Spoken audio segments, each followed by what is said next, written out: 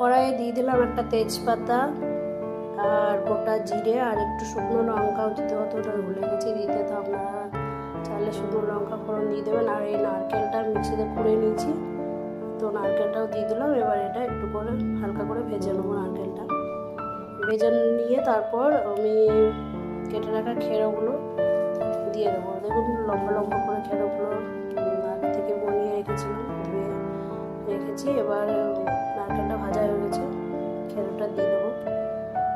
কার কার খেরো খেতে ভালো লাগে না অবশ্যই জানাবেন। আর এই খেরোটা যদি এভাবে রান্না করুন তবুও একটু ভালো লাগে খেতে, আমার তো একদমই ভালো লাগে না সত্যি বলছি, কিন্তু কি করব, রান্না তো করতেই হয়। তাই পরিমাণ মতো হলুদ আর লবণ দিয়ে আবারও নাড়াচাড়া করে এটাকে ঢেকে রাখলাম একটু। আর আবারও পাশে আর একটা কড়াই বসিয়ে গ্যাসে, ওটার মধ্যে মুগ ডাল লাল লাল করে ভেজে নেব।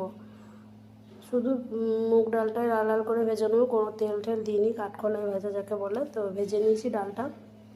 আর একটা মশলা বানিয়ে নিই, তার জন্য আদা টমেটো আর লঙ্কা নিয়েছি। এটাতে বেশি কিছু মশলার প্রয়োজন হয় না, আমি বেশি মশলা দিয়ে করি না, অল্প মশলাই দিই।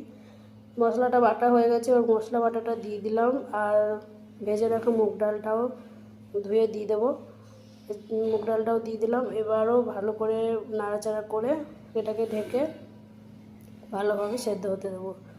ভালোভাবে সেদ্ধ হয়ে গেলে, প্রায় জলটা শুকিয়ে এলে তারপর এটাকে নামিয়ে ফেলবো। দেখুন জল প্রায় শুকিয়ে এসছে আর খেরোটা কিন্তু ভালোভাবে সেদ্ধ হয়েও গেছে। এবার নামানোর আগে সামান্য একটু ঘি দিয়ে এটাকে নামিয়ে ফেলবো। তো আজকের মতো ভিডিওটা এখানেই।